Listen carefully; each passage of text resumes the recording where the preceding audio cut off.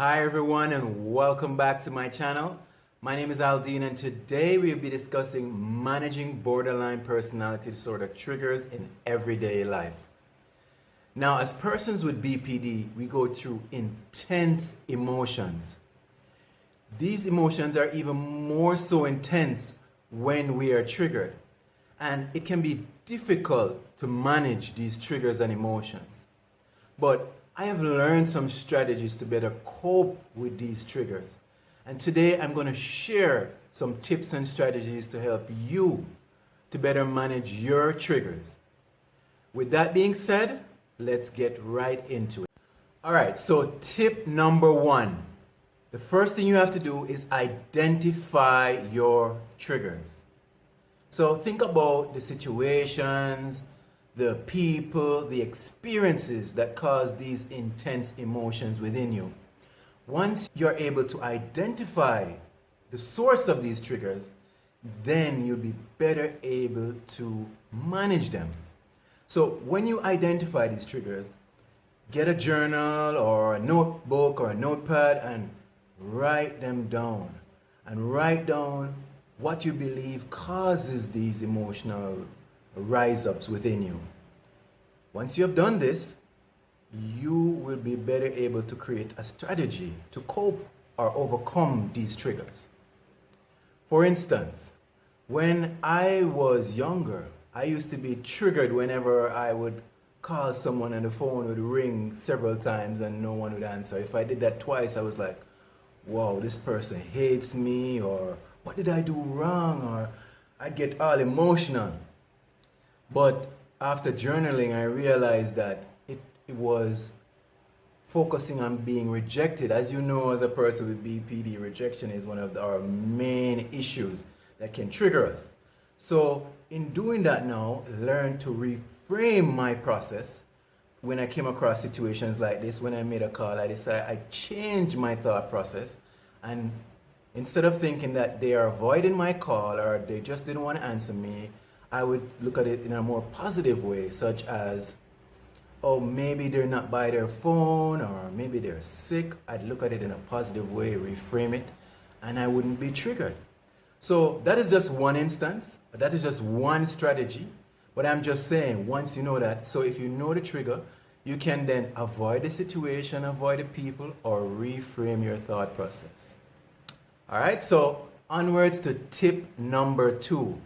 And tip number two is learning to ground yourself. Because when you get into these intense emotions, it's not healthy for you. Your blood pressure rises, your heartbeat raises, and your stress levels go up. And that is not healthy. So you need to learn to ground yourself. And ways that I've learned to ground, the number one way is deep breaths from your diaphragm. In and out. Continuously, 4 or 5 of them, and you will be calm. Additionally, I like to do affirmations. And one affirmation that I find is very helpful when I'm triggered is this one. I am in charge of my thoughts, my actions, and my emotions. I'm in charge of my thoughts, my actions, and my emotions. And when I keep on saying that to myself, it just calms me, and it makes me realize that I am in charge of my thoughts, my actions, and my emotions. And I'm sure if you try this, it will work for you too. As well as you could create your own, a similar one that better suits you. But ground yourself. You could even just pinch yourself. You just want to do something to get you back into the present. Read up on mindfulness and you'll get an idea of what I'm referring to, or check out some of my previous videos, because I always talk about mindfulness because it's been so helpful to me. All right, so let's move on now to tip number three. Tip number three is to practice self-care. Now, when you experience these triggers, it leaves you in a very negative state. You become depressed, you start thinking all kind of negative thoughts, you become ashamed and embarrassed for the way you behave when you are triggered, and it just begins a negative spiral. But what you can do is practice the self-care, and it will help you to get back in a positive state. And some examples of self-care are exercise, nature walks, mixing and talking with loved ones, whatever floats your boat. Maybe you like reading, whatever puts you in a very good mood. Do that when you are triggered to get you in a good place, a good state of mind, and get you normalized.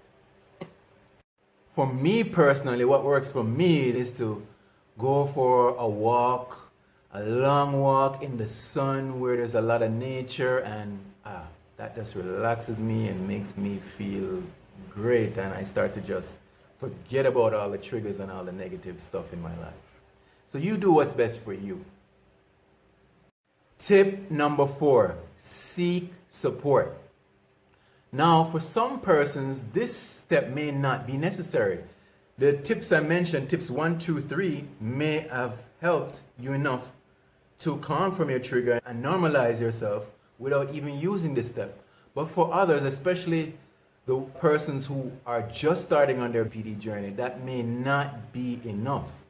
The emotions may be so intense that you need further support. And when I say support, I mean like a therapist or a BPD support group or a BPD community. There are many BPD support groups and communities on Facebook that you can check out. Join them and just put a chat in the group, and you'll be surprised how many people offer you advice and support and console you and help you. I can personally attest to this. I joined BPD awareness groups and BPD support groups, and I see where people help each other. I've been helped myself, and I've also helped others. So you can check that out, or if that's not enough, seek the help of a qualified therapist, one who is specialized in BPD or knows how to deal with persons with BPD, and they will help you to guide you with coping skills and strategies to get you through that difficult period. The final tip I'm going to give you is to avoid self-medicating. And from my own first-hand experience, I know that when I used to be triggered, the first thing I used to do is go for a spliff, or as you may call it in the States, a joint, or to smoke weed basically. That was my go-to. Either that or I drink some rum or some alcohol to drown my sorrows or do something impulsive or negative. This is the last thing you want to do. This will make matters worse. First of all, these drugs alter your mind. They mess up your neurotransmitters, making it even worse for you and making your emotions even more riled up. So avoid that at all costs. Instead, use the coping mechanisms that I mentioned earlier, and you will eventually learn how to manage your emotions. I guarantee it. I am living proof of this. I used to have such intense episodes, and now I'm not going to say I don't get triggered, but they're nowhere near intense as they used to be, and now I can manage them. Now I snap back out of these relatively quickly, and you can do it too. All right, with that, I have come to the end of this video. I hope this video has been helpful to you. If so, please give a thumbs up and subscribe for more videos like this. And remember, you're not alone. Any help you need, any questions you have, please feel free to reach out. Drop them in the comments below, and I'll be happy to respond. And take care till next time. Love and blessings.